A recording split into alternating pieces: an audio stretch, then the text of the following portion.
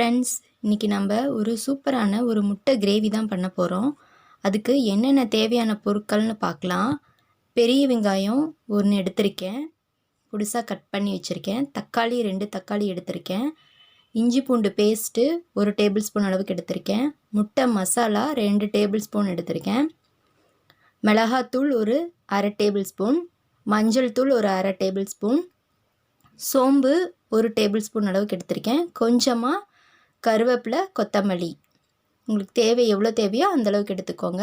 முட்டை வேக வச்சு ஒரு 3 முட்டை எடுத்திருக்கேன். வாங்க இது எப்படி செய்யலான்னு பார்க்கலாம். பாருங்கள், கடாய் சூடாயிடுச்சு. ஒரு அகலமான கடாய் எடுத்துக்கிட்டேன்.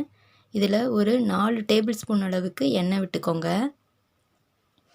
எண்ணெய் நல்லா கொஞ்சம் சூடாகணும். எண்ணெய் சூடானதும் கொஞ்சம் சோம்பு 1 டேபிள் ஸ்பூன் அளவுக்கு எடுத்துருக்கோம் இல்லையா, அந்த சோம்பை இதில் சேர்த்துக்கலாம். சோம்பு கொஞ்சம் நல்லா பொரிஞ்சு வரணும். கொஞ்சமாக கிளறி விட்டுக்கோங்க.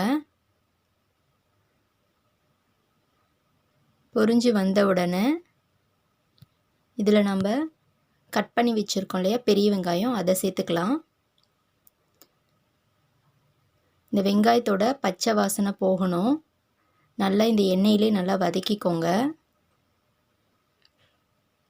நல்லா கொஞ்சம் கோல்டன் கலரில் வர மாதிரி இதை நல்லா வதக்கிக்கணும். இதுக்கு கொஞ்சமாக நம்ம உப்பு சேர்த்துக்கலாம். உப்பு சேர்த்தா கொஞ்சம் சீக்கிரம் வெங்காயம் வதங்கிடும்.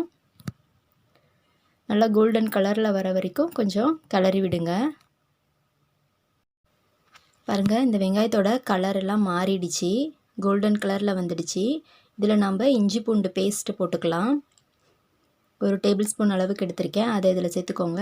அடுத்தது தக்காளி 2 தக்காளி எடுத்திருக்கேன், அதையும் இதில் சேர்த்துக்கோங்க. கூடவே கருவேப்பிலை, கொத்தமல்லி எடுத்துருக்கோம் இல்லையா, அதையும் சேர்த்துக்கலாம்.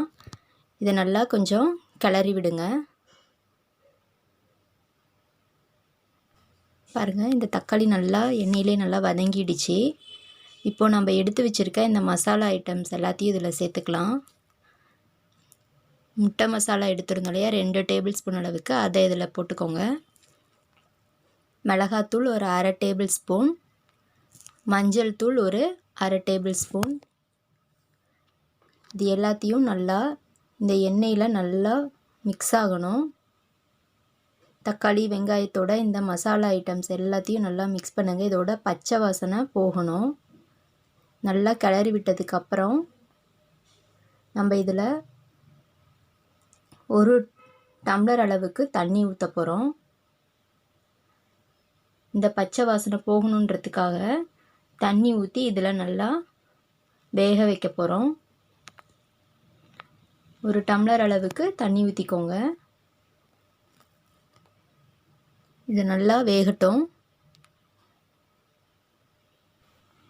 பாருங்கள், இந்த எண்ணெயெல்லாம் பிரிஞ்சு இந்த மசாலா எல்லாமே இதில் நல்லா மிக்ஸ் ஆகிடுச்சு.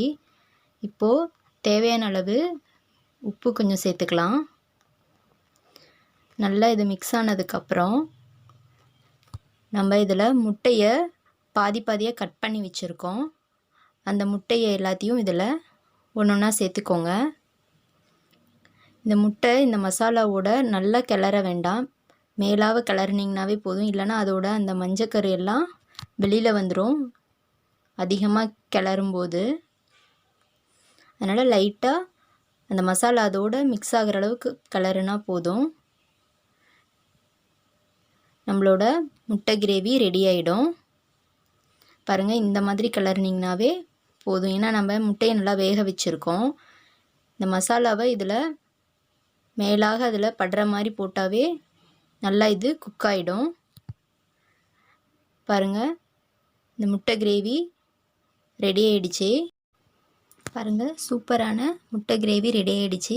இதை நீங்கள் சாதத்தோடையோ சப்பாத்தி, இட்லி, தோசை இதோடையோ சாப்பிட்டீங்கன்னா சூப்பராக இருக்கும். இதை நீங்கள் வீட்டில் ட்ரை பண்ணி பாருங்கள். இந்த வீடியோ பிடிச்சிருந்தால் லைக் பண்ணுங்கள், உங்கள் ஃப்ரெண்ட்ஸ் உங்களுக்கு ஷேர் பண்ணுங்கள். நம்ம சேனலை ஃபஸ்ட் டைம் பார்க்குறீங்கன்னா சப்ஸ்கிரைப் பண்ணி கூடவே இருக்க அந்த பெல் பட்டனையும் கிளிக் பண்ணிக்கோங்க. Thank you friends.